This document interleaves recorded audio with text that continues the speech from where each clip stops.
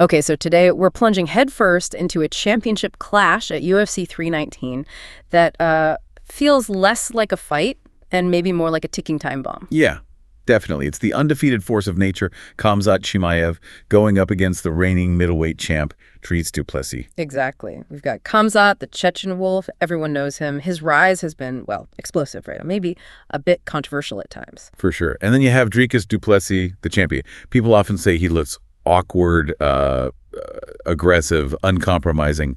But man, he's effective. Surprisingly technical, too. Definitely. So our mission today is basically to peel back the layers on both these guys for you. We've gone through, a whole stack of sources, articles, interviews, some behind-the-scenes stuff. Yeah, trying to pull out the most important bits, the real nuggets of info. Right, to give you a shortcut, kind of, to understanding why this fight is such a test of extremes and, honestly, why the whole MMA world is basically holding its breath. We'll dig into Chimaev's journey that childhood forged in hardship, becoming this, well, terrifying reality in the octagon. And we'll dissect Du Plessis' unique style, that resilience he has. So, yeah, let's unpack this. It's actually incredible when you look at how Chimaev's early life shaped him. I mean, forged him as a fighter. Born in Chechnya, 1994, right? Middle of the war. Yeah, the sources paint a grim picture, surrounded by death, hunger, and constant discomfort. It's hard to even imagine. It really is. And that description, unbearable pain, stress, and endless hardships molded an ordinary Chechen boy into a savage, merciless wolf. That's not just backstory, you know? No, it feels fundamental to who he is in the cage, like a primal advantage on Exactly. Fight or flight just baked in from the start. And his family, they were critical in channeling that raw aggression, would you say? Absolutely. Moving to Sweden, his older brother, getting him into wrestling, Khamzat himself said, point blank, he'd be in jail without him. And his mother, just unwavering support for his dreams, even when his brother, apparently, wasn't sure at first. That's powerful belief. It really is. And that drive, that intensity, it translated into this almost insane dedication. The sources say he lived in the gym for 3 years. Lived there, like actually slept there. Slept there, trained constantly. And his initial spark for MMA, watching Conor McGregor fight Aldo, he saw it as a way to make some good life for fans, but really driven by money and legacy for his family. So it wasn't just about the fighting itself. No, it was bigger than that for him. Yeah. And his start sounds pretty raw, too. At All Stars Gym in Stockholm, just pure aggression and sparring, even though he wasn't keen on striking initially. Yeah, apparently the gym manager saw something in that raw power and pushed him towards MMA. And we can't forget that wild story, him trying to confront McGregor in Ireland. Got himself deported. Yeah, definitely didn't make friends there. But that same intensity, that sort of fearless confidence, led to one heck of an entrance in the UFC. Unforgettable, right? Last-minute replacement, Fight Island, July 2020. Pandemic chaos. Total chaos. And nobody expected anything from him, yet he flies in, no acclimatization, and just steamrolls his opponents like they weren't even there. Steamroll is right. He fought twice in 10 days. 10 days. That just doesn't happen. Unheard of, and finished both guys in the first round. John Phillips with a Darce choke shows the grappling. Nasty choke. Then Reese McKee, TKO, shows the power. Dana White was apparently just, completely fired up by him, ready to fast track him immediately. And that third fight, Gerald Meerschaert, 17 seconds, bang, first punch knockout. Fastest knockout that year by a wrestler, wasn't it? Yep. So you connect those dots, his first few fights. And you get this massive hype train. I mean, 4 finishes in just 7 minutes of total cage time. It was unprecedented for someone unranked. Yeah, suddenly he's the biggest threat to the champion without even having a number next to his name. Got those performance of the night bonuses 3 times in a row. The Wrecking Ball nickname really fit. Just undeniable momentum. But even Wrecking Balls hit obstacles. And for Chimaev, it was COVID. That hit him hard. Really hard. Not just once, but twice. To the point he actually considered retiring. He even said, what they going to do after I say if I die? That's heavy stuff. And doctors thought he might have cancer at one point. Yeah, in the U.S., it was serious. And some sources do speculate, that maybe his tendency to overtrain played a part in those health issues. This sheer toll. It makes you wonder. And that period tested him outside the cage. But then came the Gilbert Burns fight in April 2022. His first real test inside the cage. Huge test against a super dangerous contender, Gilbert Burns. Winner gets the #1 contender spot. The stakes were massive. People called it the craziest fight they'd seen.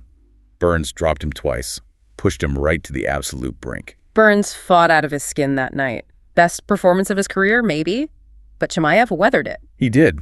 Won a unanimous decision, though it was close, controversial even. But it showed he was human, right? He could be hit, could face real difficulty. Absolutely. But then he said he enjoyed it, enjoyed the bloody hard fight. That tells you something, too.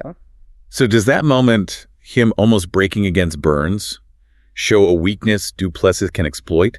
Or does it show a deeper level of grit that makes him even scarier? That's the million-dollar question, isn't it? Du Plessis' team will be all over that tape. It shows he can be tested, yes, but also that he can recover and push through. Huge for a champion's mentality. It definitely changed the narrative around him. And then more chaos followed, didn't it? The lead up to UFC 279, the Nate Diaz fight that wasn't... Oh, yeah. The full-blown brawl between the teams at the weigh-ins, press conference canceled, Dana White saying all hell broke loose. Wild stuff. And then the big weight miss.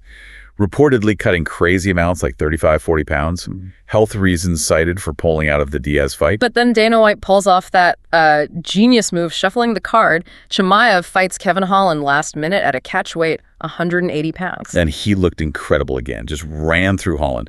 Lightning fast destruction, what was it, 133 seconds? Something like that. Just looked unstoppable at that weight, with less of a cut maybe. Then his evolution continued. The Usman fight, October 2023. Against Kamaru Usman. Former pound-for-pound #1. That was a tough fight. Really tough. Chimaev won by majority decision, so one judge had it a draw. But he still managed to impose his game on one of the most dominant champs ever, even with Usman fighting well. But those questions about cardio lingered, right? Sources noted fatigue in later rounds, like against Burns.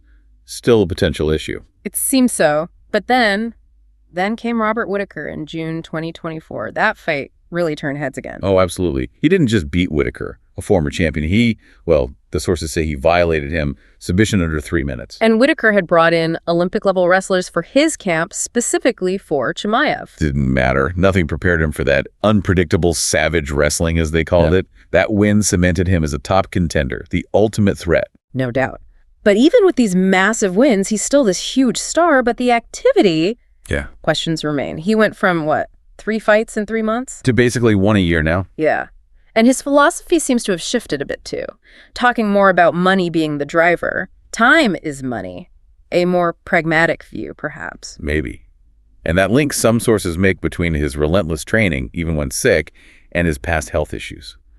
It's interesting. It is. Also, his demeanor changed recently, remember? He seemed almost modest. Critics questioned it. Yeah, but then the aggression came roaring back inside the cage when it mattered. Classic Chimaev. So that's the whirlwind story of Khamzat, an absolute force. But standing right there, holding the belt, is Dricus Du Plessis.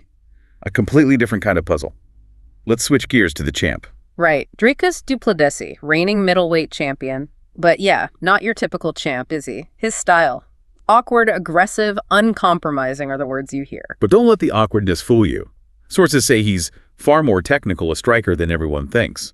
And durable. Incredibly so. Extremely durable. He has that ability to just drag guys into deep, dark waters. It might look crazy, but there's definitely a logic behind it. Look at the elite fighters he's finished. And that's backed up by serious mental toughness. He seems to make opponents just break down. Mentally, physically.